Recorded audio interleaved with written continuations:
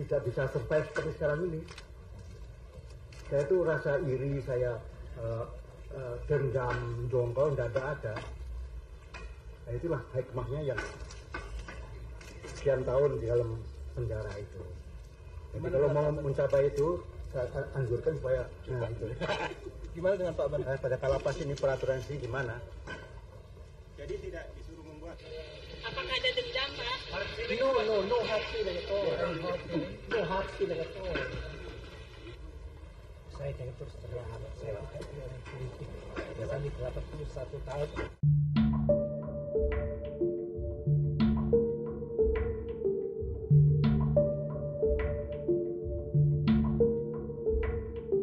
Pada masa pemerintahan Soeharto, namanya hilang bak di elan bumi, dia dianggap sebagai pengkhianat karena dituduh terlibat dalam gerakan tanggal 30 September tahun 1965 yang melibatkan PKI. Kemudian dia diseret ke pengadilan dan divonis mati, menghukum tertuduh dengan hukuman mati, dengan tambahan mencabut haknya atas kepemilikan sejumlah tanda jasa, memecat tidak dengan hormat dari pangkat dan segala jabatannya. Demikian putusan Hakim Mahkamah Militer Luar Biasa pada tanggal 25 Desember tahun 1966. Sejak itu dunianya hancur, karir cemerlangnya lenyap begitu saja seperti debu tertiup angin. Padahal beberapa tahun sebelum tragedi 65 itu, bintangnya begitu mentereng. Dia adalah Kepala Staf Angkatan Udara paling muda dalam sejarah Republik ini, di usia 38 tahun dia sudah menyandang pangkat bintang 3 di pundaknya, Laksamana Madya Udara. Presiden Soekarno sendiri yang melantik dirinya menjadi Panglima Angkatan Udara, pada tanggal 19 Januari tahun 1962. Sejak itu anak dari asisten Wedana di Gondang Winangun Klaten ini, menjadi loyalis Presiden Soekarno. Lelaki yang terlahir dengan nama Raden Mas Omar Dhani itu, setia kepada Soekarno tanpa syarat. Selain Jenderal Ahmad Yani, dirinya disebut-sebut juga sebagai anak emas Soekarno. Di medio tahun 60-an itu nama Ahmad Yani, Omar Dhani dan Subandrio, santer disebut banyak pihak berpotensi menggantikan Soekarno sebagai presiden. Pada masa kepemimpinannya itu, Angkatan Udara Republik Indonesia sedang berada di puncak kejayaan. AURI bahkan disebut-sebut sebagai kekuatan udara terkuat di belahan bumi selatan, karena kedekatan Indonesia dengan Uni Soviet. Semasa itu, TNI Angkatan Udara memiliki beragam pesawat tempur canggih, keluaran negeri beruang merah itu. Pada masa itu AURI memiliki puluhan pesawat Mikoyan, Gurevik dari berbagai seri terbaru dan tercanggih, salah satunya adalah pesawat supersonik MiG-21. Tapi kekuatan udara superior di belahan bumi selatan itu kemudian lenyap, seiring dengan pembersihan organisasi militer di 3 matra oleh penguasa Orde Baru. Semasa awal tahun 70-an hingga akhir tahun 70-an, bisa dikatakan kekuatan udara Indonesia nyaris lumpuh, karena ketiadaan suku cadang, akibat terganggunya hubungan Indonesia dengan Uni Soviet dan RRC, berlatar peristiwa G30 SPKI itu, seluruh pesawat canggih AURI buatan Uni Soviet grounded atas permintaan Amerika.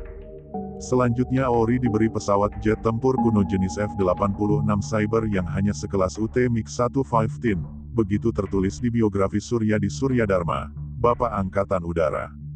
Lalu kenapa jenderal tertinggi di Angkatan Udara itu bisa diseret ke pengadilan dan menjadi pesakitan? Menurut catatan sejarawan Asi Warman Adam menguak misteri sejarah. Murdani mengambil langkah tergesa-gesa yang berakibat fatal dalam hidupnya. Awalnya dia menganggap G30S bagian dari konflik internal Angkatan Darat. Sehingga Omar Dhani langsung mengeluarkan surat perintah harian, yang menyebut bahwa AURI tidak turut campur dalam G30S, dan AURI setuju dengan tiap gerakan pembersihan yang diadakan dalam tubuh tiap alat revolusi sesuai garis Presiden Soekarno. Setelah perintah itu tersiar baru diketahui G30S didalangi oleh PKI. Akibat terlalu terburu-buru mengeluarkan perintah harian, Omar Dhani dan AURI, langsung dicurigai sebagai pendukung atau malah sebagai salah satu unsur pelaksana dalam gerakan G tanggal 30 September itu. Selain itu gesekan antara Omar Dhani dan Soeharto meruncing, sejak berhembus isu bahwa pesawat Angkatan Udara akan membom markas Kostrad, pada tanggal 1 Oktober tahun 1965. Soeharto gusar dan kemudian memindahkan markas Kostrad ke Senayan dan kemudian ke Gandaria. Dalam pledoinya di persidangan, Omar Dhani membantah pernah memerintahkan untuk menghantam Kostrad. Setelah perintah harian yang tergesa-gesa dan isu pemboman Kostrad itu, terjadi lagi salah paham antara Omar Dhani dan Soeharto. Setelah penculikan para jenderal Angkatan Darat, Omar Dhani sempat mengirimkan radiogram kepada Panglima Kodrat Maijen Soeharto. Omar Dhani meminta Komodor Leowatimena untuk mengirimkan radiogram itu. Dia berpesan agar Soeharto tidak perlu menggerakkan pasukannya untuk memasuki Pangkalan Udara Halim untuk mengejar pasukan Yon 454 Riders.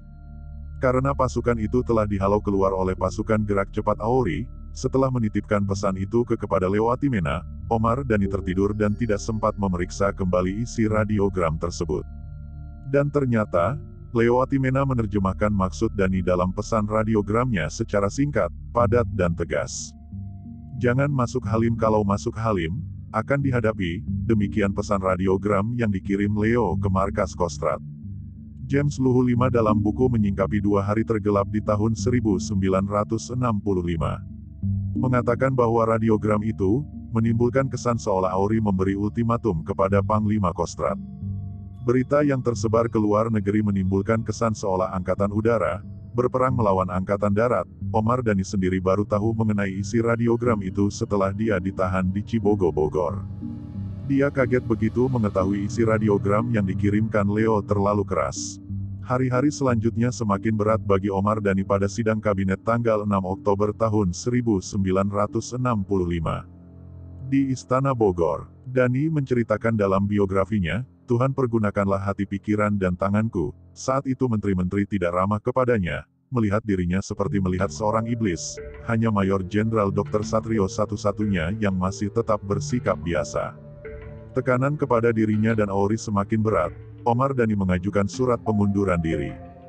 Awalnya ditolak oleh Presiden Soekarno, tapi demi menghindari friksi antar angkatan, Bung Karno kemudian menugaskan dirinya melakukan perlawatan ke negara-negara Eropa dan Asia, dalam rangka menjajaki kerjasama luar negeri.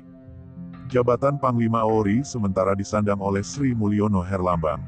Tanggal 19 Oktober tahun 1965, pesawat Hercules yang diterbangkan oleh Mayor Udara Soeharjo lepas landas menuju ke pengasingan di Phnom Penh. Omar Dhani berangkat dengan anak-anak dan istrinya yang sedang hamil 7,5 bulan. 3 hari sebelum keberangkatan itu, Omar Dhani menghadap Soekarno. Untuk berpamitan, dia diantar oleh Sri Mulyono Herlambang. Setelah berbincang beberapa saat dengan Presiden, sebelum pamit Omar Dhani sempat bertanya kepada Soekarno, "Pak, apakah Bapak masih mempercayai saya?"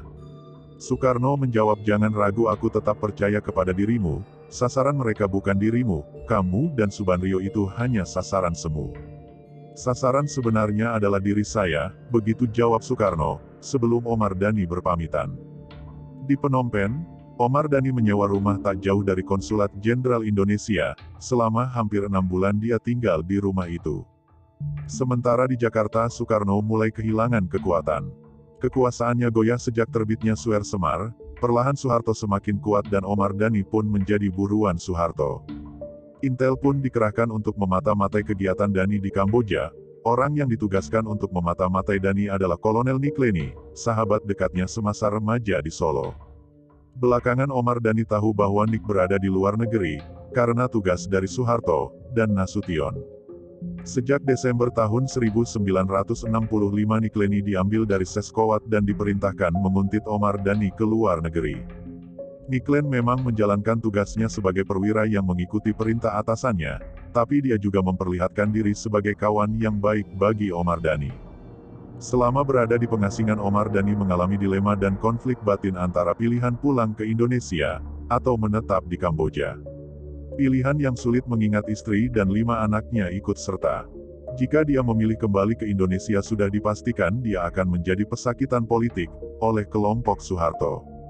Sebenarnya dia bisa saja mencari selamat dengan menetap di luar negeri bersama keluarganya, dan menggunakan keahliannya sebagai penerbang, atau jika dia mau tidak sulit baginya meminta suaka perlindungan kepada Pangeran Sihanouk untuk tetap tinggal di Kamboja.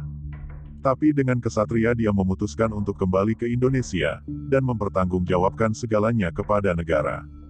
Dia tak gentar untuk pulang, dia memilih untuk menanggung tindakan politiknya di depan mahkamah militer luar biasa, ketimbang melarikan diri sebagai pengecut di luar negeri. Tanggal 20 April tahun 1966, Omar Dhani mendarat di Jakarta dengan pesawat C-130 milik Auri.